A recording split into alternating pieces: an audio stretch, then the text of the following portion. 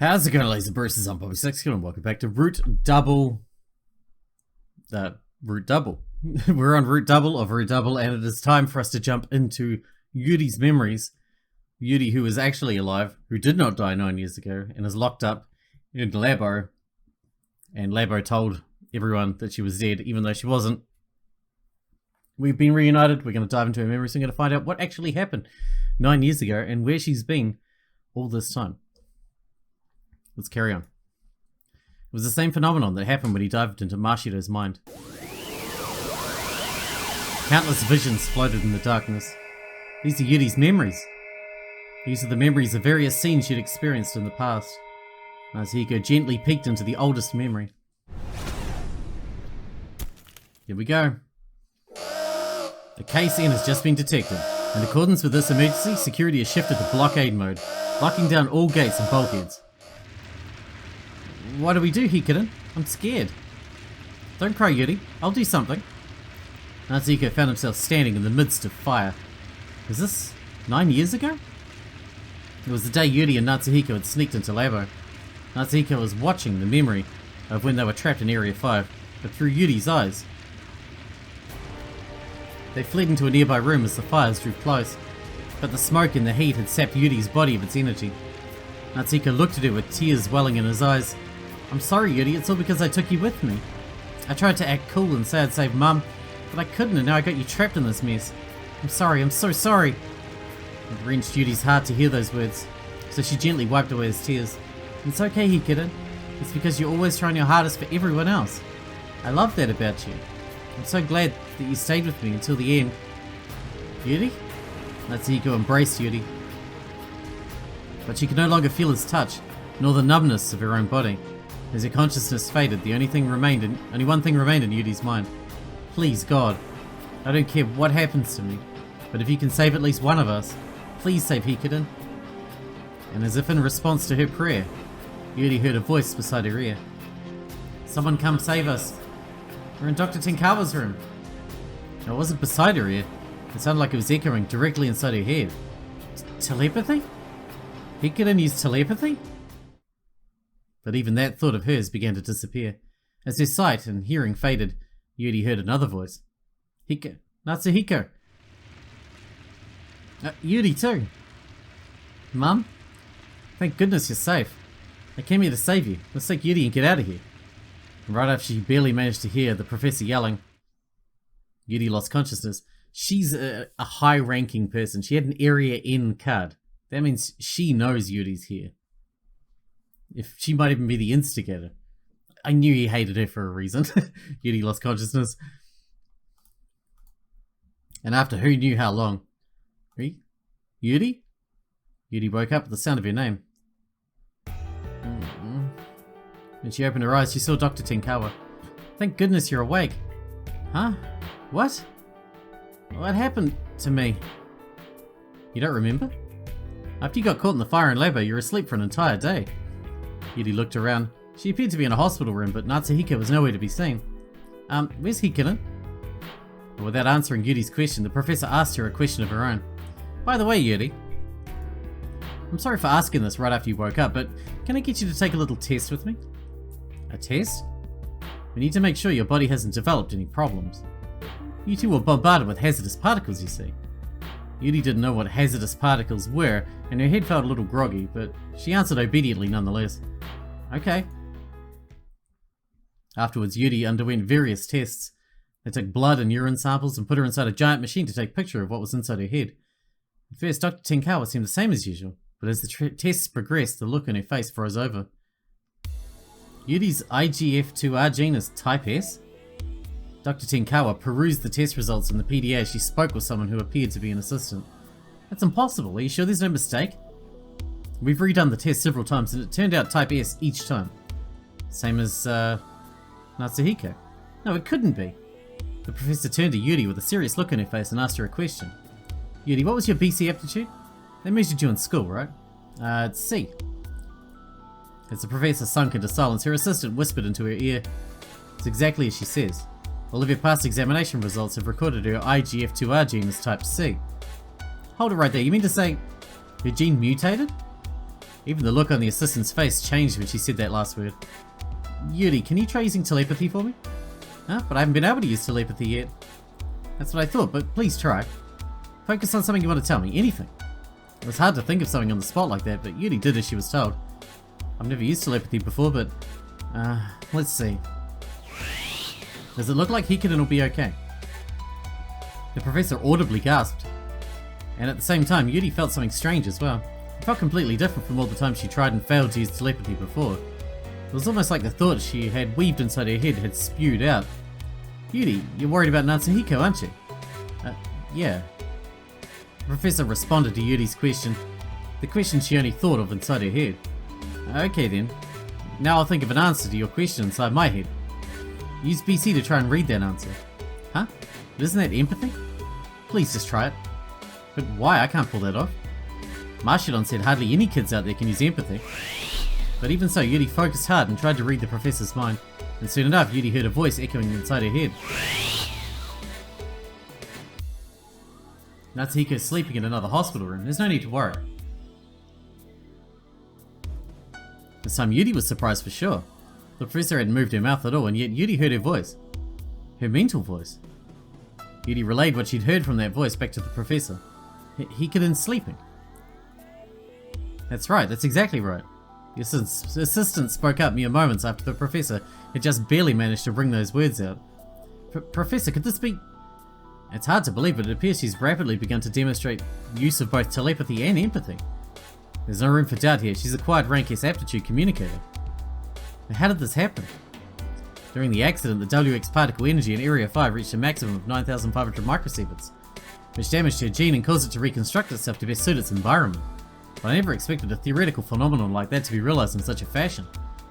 Then do you mean the same happened to the boy that was with her? I cannot rule out the possibility. The professor looked at Yuuri and spoke in a low voice. I'm sorry, Yuuri, but please wait in this room for a little while. I need to go do some tests with Natsuhiko too. Was something wrong? Normally I'd say these were good results, but... Anyway, I'll be back soon. And with that, Dr. Tenkawa and her assistant left the room. Left all alone, Yuuri suddenly felt scared. Even an easygoing person like her could tell. But things were about to get out of hand somehow. Yeah. Several hours later, Yuuri was waiting patiently in the hospital room. But Dr. Tenkawa still hadn't come back, leaving Yuuri in the dark as to Natsuhiko's condition. As she waited in silence, she eventually heard a commotion outside the hospital room. It was the sound of many footsteps. People were swiftly approaching her hospital room. Huh? What? Footsteps were rough and violent, which scared Yuuri a little. The patient in this room? Yeah. The hospital directors came to an agreement. There are no other patients in this ward. Please proceed freely. Whispers could be heard in front of the room. Just then a pitter-patter of rushing footsteps added to the cacophony. Suddenly a new voice yelled out, Hey, what do you think people think you're doing? It was Dr. Tenkawa's voice. Yuuri felt a little relieved, but she was still scared. She didn't want to go check out the situation outside for herself. Mr. Edaguchi, what is the meaning of this? What pushed you to mobilize Security Sector 6? Orders from above. Effective today, henceforth, Yuuri Katono has been registered as Labo's 4th test subject. What? This must be some sort of joke. She's a friend of my son. That's a statement unbefitting of a senior fellow, Miyoko Tenkawa, the very brains of Labo. The girl is a rank S communicator, an extreme rarity across the globe, and you're well aware of just how dangerous such a being is, I assume. You plan to make my own son into a test subject too, don't you? But of course. We cannot allow our emotions as individuals take precedence over reason and simply leave these beings to their own devices. Don't give me that garbage. Ignoring what just happened the other day, Labo's ethics are clearly lacking as of late. If this continues, I'll have to file a report to the ESP Bureau, you know. You're aware you can't do that, correct? Not if you consider your son's safety.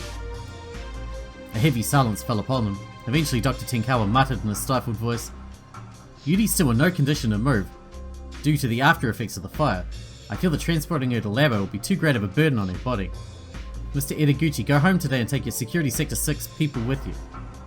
Well fine, we'll let you save face for today, Dr. Tenkawa. I'll be back. And with those words, the sound of several footsteps faded into the distance. Once Yuuri could no longer hear them, the hospital door opened and Dr. Tenkawa came in. Professor? Yuuri? The professor smiled weakly as she walked on over to Yuuri. Did you hear that conversation just now? Yeah, but there were so many things I didn't understand. Have things gotten difficult? Perhaps. The professor sighed deeply. Please tell me, what happened to us? The professor remained silent for a while before speaking with a resigned tone of voice. Yuuri, as a result of the accident, your genetic code mutated, as did Natsuhiko's. Genetic code? It's what dictates the composition of your body, like a blueprint, so to speak. One of the genes in your genetic code, the IGF2R gene, the gene that relates to BC usage, was damaged and reconstructed due to the particles that were spreading inside the facility. Your BC aptitude rose from rank C to rank S, despite how aptitude normally remains constant throughout one's lifetime. Yuuri stared blankly. She didn't quite understand what the professor was saying. The professor then continued, remember how we did tests to see if you could use the BC this afternoon? Yes. You were able to use telepathy and empathy without any practice. Those results said it all. You became a world-class communicator. Huh? It's unprecedented. And indeed, it wasn't just you. Natsuhiko likewise mutated into a rank S aptitude. His ability rose accordingly as well. Currently, only I can attest to his ability, but during the fire, Natsuhiko used telepathy, you see. Yes. But because of those results, Labo now has their eyes on you. They're going to incarcerate both you and Natsuhiko inside Labo. Incarcerate? They're going to lock you up and make you into a test subject for BC research. Labo isn't actually a nuclear power research facility, but a BC research facility. Likewise, I don't conduct nuclear power research, but BC research. I'm a central personage of the organisation, and yet I never expected that my own son and his friend would have to be incarcerated. It wasn't as if Yuuri understood everything the professor was saying. In other words, you're happily to incarcerate people until it's someone that you care about. I don't like this lady, man. I don't like this lady. It wasn't as if Yuuri understood everything the professor was saying, but she did understand some of it. When she and Natsuhiko were cornered by the fire in Labo, she felt as if she had heard Natsuhiko's telepathy, but it turns out she hadn't been hearing things after all. The two of them had been reborn as elite communicators, and as a result, they'd have to live the rest of their lives locked away. Can't you get them to stop it? I'm sorry. I know it must be hard to understand why, but there are reasons why I can't.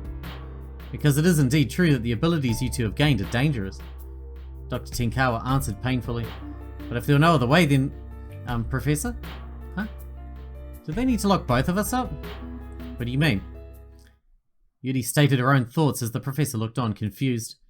If I go to Labo willingly, can they let Hikarin stay free in return? That might be possible. Why would that be possible? That doesn't make sense. If he's dangerous, fortunately Natsuhiko isn't awakened yet.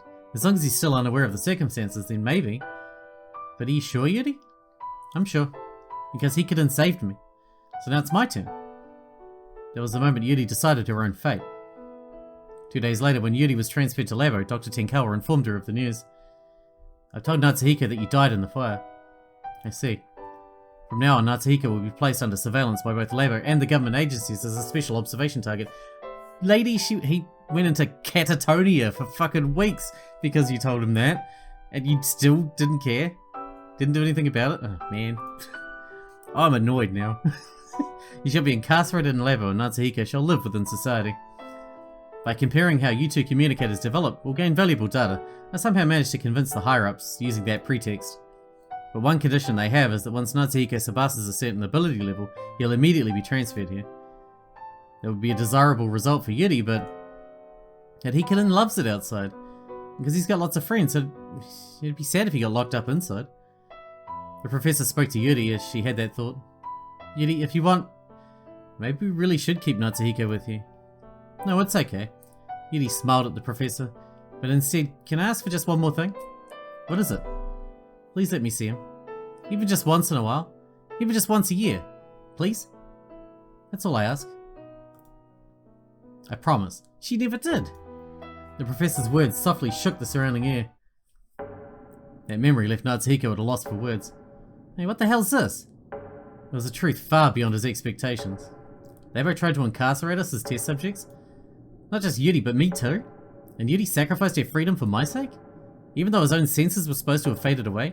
You could have sworn he felt his heart pounding like an alarm bell. Then, what happened to Yuuri afterwards? As that thought crossed Natsuhiko's mind, more and more visions floated before his eyes. Yuri's life turned upside down after that. Labo became a new residence, and her lifestyle now revolved around experiments. On one side of Labo's laboratories, the professor gazed at Yuuri and spoke. Ready, Yuuri? We need you to undergo training from now on to develop your BC ability. Okay. So she's S rank, that's dangerous. So you're gonna improve her abilities to make her more fucking dangerous? Okay. You've already learned telepathy and empathy. So I want you to acquire the next ability. The next ability? You mean there's another ability besides telepathy and empathy? It's been kept secret from the general public, you see, but there is a third ability that allows one to connect minds rather than just brains. And the name of that ability is Synth Sympathy. That's what the S... Oh man, that's what we've been doing this whole time. A miraculous power that only appears in rank S aptitude communicators. Can I do something as amazing as that? No need to be so nervous, you're not the only type S communicator in the world after all. And the Synth Sympathy ability itself was discovered many years ago. Data has already been collected on communicators' usage of the ability, and we've even compiled a training manual. So if you keep practicing in accordance with that manual, you're guaranteed to learn how to use it. I'll try my best. And thus the training began. To prepare, they first began with a lecture about the relationship between BC particles and the brain. Synth Sympathy is the ultimate form of BC. But to understand how it works, first you need to learn about what are known as BC particles. BC particles? They're these elementary particles, tiny specks invisible to the eye that transmit the thought information of living creatures, so basically their mind activity. Invisible specks. Mind activity. Take a look at this monitor for me, I'll explain using this diagram. The professor operated a computer as she spoke, upon which the monitor began to display a diagram explaining the relationship between BC particles and the human mind. You see, every corner of the world is filled with these BC particles. They're in your head and mind, as well as in the space between us and beyond. There's actually many subtypes of these particles too. Normally, the only ones that exist are wanderer particles, or W particles for short. These particles contain no information whatsoever. But when they come into contact with the human brain, they become loaded with the information energy fired off due to that brain activity, transforming them into M particles. The M stands for mind, as the mind's information is written on these mind particles. All these types of particles relate to BC and are thus generally referred to as BC particles. Incidentally, there are other types of BC particles as well, such as WX particles and B particles, but they don't relate to today's experiment, so we'll skip them for now. Okay. You see, normally M particles can't leave the human brain. But when the communicator uses BC, the M particle energy in the brain increases. They use the surrounding W particles in concert, transforming them into M particles. This process propagates all the way to the target. This is the precise mechanism behind BC ability activation. The professor's lecture was more detailed than what high school students learn in school, but naturally Yuuri didn't understand. Professor, I'm sorry. All these M and W things, it's hard to keep track of them all. Oh, my apologies. I'll try to explain with simpler terminology then. For our purposes, there should be no fundamental problems with simply referring to all these particles as BC particles. That seems easier to understand. That's good. Then next I'll explain the relationship between BC particles and BC abilities. For example, when you use telepathy, BC particles transmit from your mind to me. When you use empathy, it's the opposite. You receive BC particle transmitted from my mind. But Synth Sympathy is an ability that uses BC particles as an intermediary for continuous observation of the target's thought information in its entirety. The sights the target sees, the sound the target hears, their thoughts, the ESPA feels all of the target's sensory information. So they feel all of that person's mind activity then. That's correct. In other words, your brain maintains a perfect connection with someone else's via BC particles. That is, it's akin to linking two computers through a LAN connection. When that happens, your own senses vanish and you observe the world through the target's senses instead. So it's like turning into a ghost and possessing someone. I don't believe in ghosts, but it probably feels something close to that. Do your best until you can pull off that ability. I'll be here for you the entire time. Let's begin. Synth Sympathy Trial Experiment Number 1, Phase 1, Act. And just as the professor had told you to, Yuuri partook in the experiments that day. And the next day, and the next day, and the day after that. Okay Yuuri, let's try it one more time. Synth Sympathy Trial Experiment Number 1026, Phase 1, Act. Okay, here I go. Yuuri focused with all her mind, and tried to connect to the professor in front of her. And at that moment, her vision swayed, and in an instant, what she saw completely changed. She was looking at herself through the professor's point of view. Professor, I did it! Huh? I saw myself, that means it worked, right? The professor's eyes widened, but his surprise soon changed into a smile. It's amazing, Yuuri, I can't believe you've gotten this far in just a month. Is that good? It's better than good, you're a genius! The professor hugged Yuuri, Wrapped in the warmth of those arms, Yuuri smiled in relief. The professor was always kind to Yuuri and spent much time with her, both in and out of her experiments. And perhaps as a result, Yuuri gradually eased into her new life. So that's why Dr. Tenkaiwa's never home. She's not really a mum to Natsuhiko, she's a mum to Yuuri instead. After that success, the experiments continued further. The sense sympathy ability you acquired yesterday is BC in its truest form. The truth is that both telepathy and empathy are but mere immature forms of that ability. Sense sympathy uses BC particles as an intermediary to place the target's mind completely under the surveillance of the expert.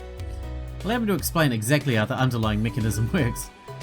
The professor operated the computer as she spoke, upon which the monitor displayed the same diagram she previously used to explain the mechanism of BC.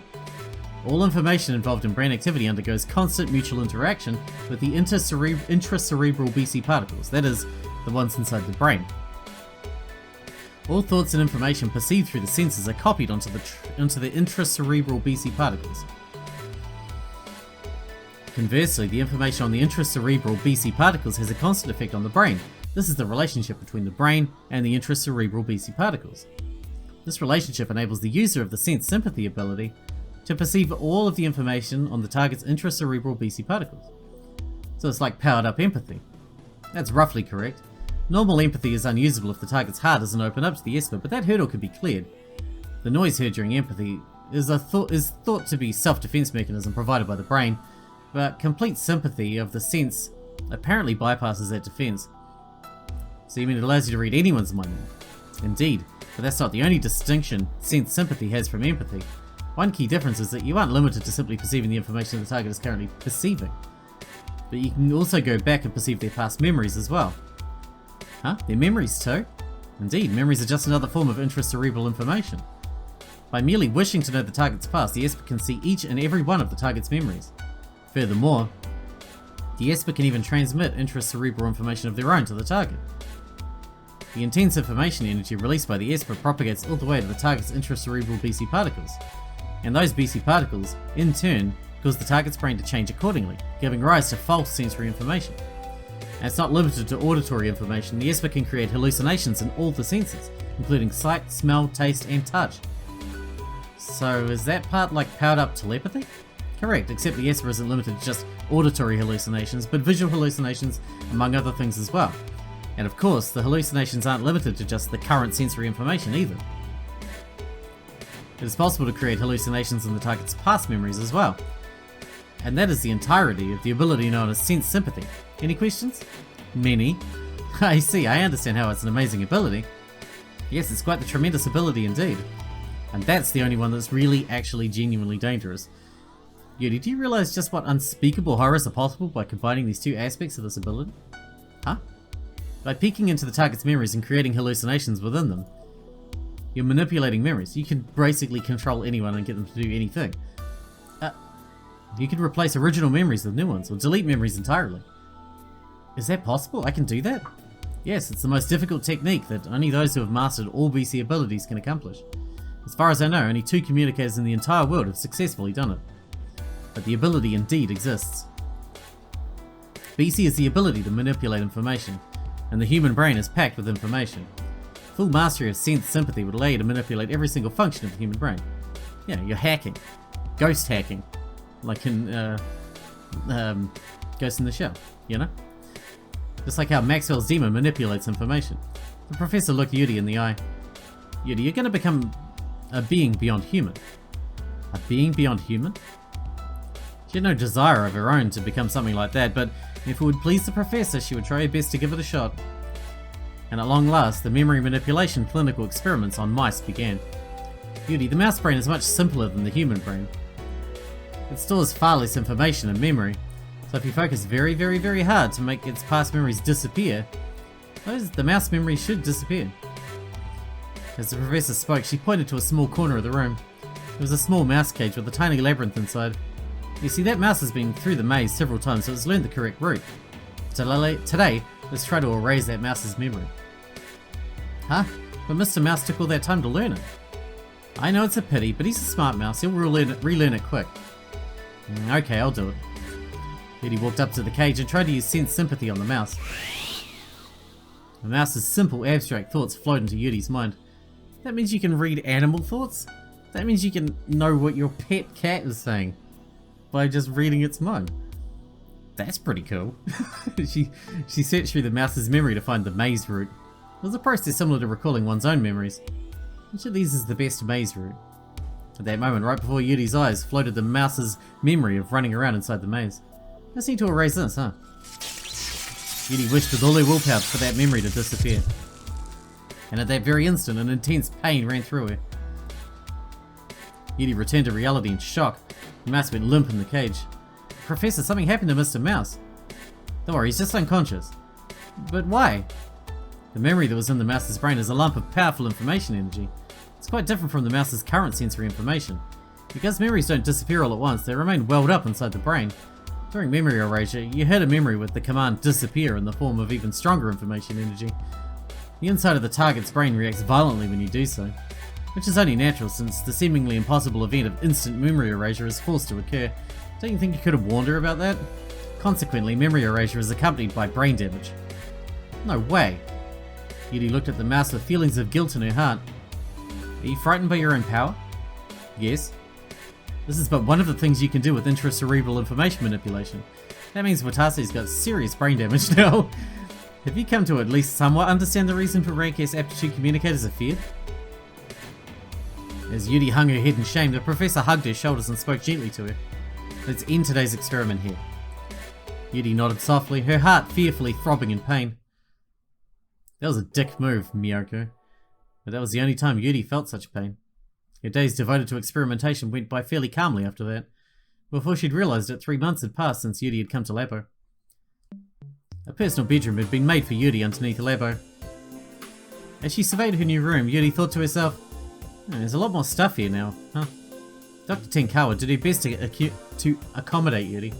She gave Yuuri everything she wanted. Girly clothes, piles of books, anything. It's a little inconvenient, but it's a lot better than the life I lived before. What about with Natsuhiko though? Just as that thought passed through Yuri's head, the room door opened and Dr. Tenkawa came in. Yuuri, it's time for experiments. Okay. Yuuri smiled and replied to the professor's gentle voice.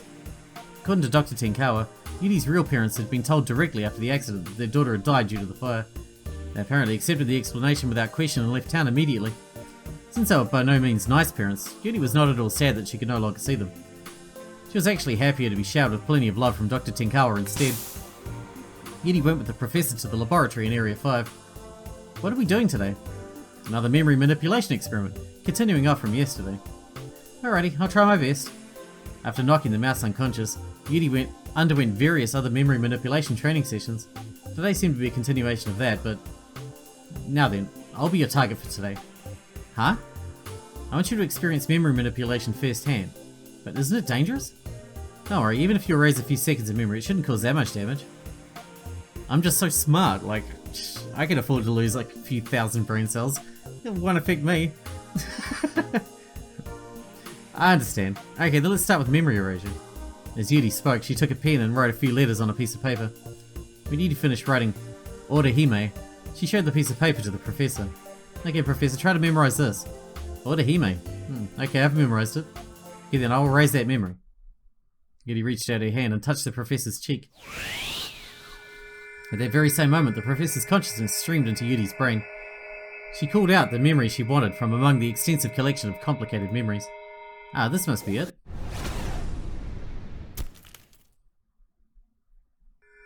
Orihime. Okay, I've memorized it. It was a vision of what happened about 10 seconds ago, but from Dr. Tenkawa's point of view. Erase this memory.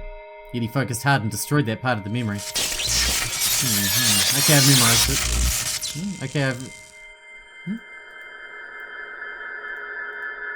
The meaning of the word disappeared, and the visuals became covered with static. The memory disintegrated into dust and disappeared into the darkness of the professor's consciousness. As you do, when you're giving someone brain damage. When Yuuri returned to reality, she saw the professor groan in pain. Are you okay? My head hurts a little, but I'm okay. No need to worry. Yuuri was relieved to hear the professor's words. In that case, question time. What did I write? Huh? There was a stumped look on the professor's normally wise and intellectual face. Yuuri found it somewhat amusing, so she teased her. Time's up. The answer was Orihime. Ah, Orihime. Alright, I've memorized it for sure this time. Okay, so next up is memory alteration. Whenever you're ready. Here I go. Yuri wished strongly to connect with the professor's mind. And once again, the professor's consciousness streamed into Yuri's brain. Yuri called out the memory a few seconds ago. Orihime. Alright, I've memorized it for sure this time. Change this memory. Yuri focused hard and... Orihime. Alright, I've memorized it for sure this time. Alright, I've memorized it for sure this time. Hikoboshi. Alright, I've memorized it for sure this time. The vision of the memory warped itself into another memory. How'd she lip sync it? When Yuri returned to reality, the professor looked blankly at her. Oh my, you're already done? Yes, so now it's question time. What do I write on that piece of paper? Hikoboshi, right? The professor asked as if it were obvious. Answered, but Yuri smiled impishly and revealed the paper to the professor. The correct answer was Orihime. You're right. The professor stared fixedly at the words Orihime written on the paper. It feels a little odd now that I've experienced it firsthand. It does, doesn't it? As Yuri and the professor smiled at each other, a sharp voice suddenly bellowed. What do you think you're doing, Dr. Tenkawa? The voice came from the speaker and stood on the ceiling of the laboratory. Oh my, looks like we've got something troublesome on our case. The laboratory was monitored in a different room via the cameras. The professor turned to the camera and answered in irritation. I filed the approval form yesterday to perform memory manipulation experiments today. What's the problem? You never said you would be the target. I thought we made it clear that AD injection was required during any contact with subject Y2. Besides, you must be mad to experiment on yourself in the first place. What are you going to do if you permanently damage your brain? We've done more than enough animal experiments to prove it's not dangerous. It's for the sake of advancing research. Please don't fuss over every minor detail. Once Dr. Tenkawa finished speaking, the speakers cut out. But something about the exchange felt strange to Yuri. Why was the professor so insistent to perform experiments on herself? Professor, why are you doing this? The professor slowly looked back and spoke to Yuri. Actually, you see, there's one thing I'd like to ask of you. Huh? Right now, Natsuhiko's body is in serious condition. I want you to save him. Hikari's body? What happened to him? It's hard to describe with words, so go back through my memories and see it for yourself. Look through my memories relating to Natsuhiko after the accident. You'll understand his current condition then. Okay. Yuri timidly dove into the professor's memory. And we know what's in there, don't we? It was a memory of right around 3 months ago. In it, Natsuhiko was lying in a bed in a hospital room at Rokume City Hospital. But he wasn't asleep. He was frozen still, his eyes blankly open. Beside him were the professor as well as Mashido. Natsuhiko? Mashido called out to Natsuhiko, but there was no response. Hey, what's wrong, Natsuhiko? Can't you hear me? Hey! He can't hear you. Huh? He's been like that ever since he learned about Yuri's death. It's not just you, Mashido. He won't respond to anyone. Not me, nor the doctors. He couldn't come to terms with the truth, and he shut his mind away. Oh yeah, the truth. Thanks, Miyoko. No way. Yuri was still shocked when she returned to reality. Hikari! She couldn't believe that such a cheery and energetic boy like Natsuhiko could end up in that state. Natsuhiko loved you so much. It was such a pity to see him like that, even though it was all a lie. It was all your fault, Miyoko. Hope you know that. I never expected that our lie would shatter his mind. Yuri wanted to save Natsuhiko. That was why she sacrificed her freedom in this place. So why? Why did this have to happen? That was a question that likely nobody could answer. But even so, Yuri spoke to the one person she could rely on. I never could have imagined this would happen. What can I do? What can I do for Hikari? I know. Can't we just tell him that I'm alive? I'm sure even Hikari would. We can't. Right now, Labo sees your existence as top priority secret matter. If Natsuhiko were to learn about your survival, then Labo would surely incarcerate him too. And besides, we have no means to tell him. He's unaware of his surroundings. And there's nothing we can do but let Hikari stay that way. When Yuri asked that question, the professor shook her head. No. There is one way. Huh? Yuri, you've been training your BC ability throughout these past 3 months, correct? You might be able to save Natsuhiko with that power of yours. The professor's words shook Yuri. Professor, what do you want me to do? Use your power to dive into Natsuhiko's brain and erase all of his memories of you. That was the professor's plan. That's fucked up, man. Or rather, even if the professor hadn't told her, Yuuri had thought of that method as well. It was his memories of me that made Hikiden turn out that way. To set Hikiden free. Soon enough, Yuuri answered in a faint voice. As long as it'll return Hikiden to normal. That night, Natsuhiko was transferred from Rokurume City Hospital to Labo. I'm gonna wrap this one up here. That's fucked up, man. Oh, I don't like that lady so much. What a shitty mother. Jesus. She's terrible. Oh, I'm so mad. Hope you guys enjoyed it. Thanks for watching. Thanks for hanging out with me, and I'll see you in the next one.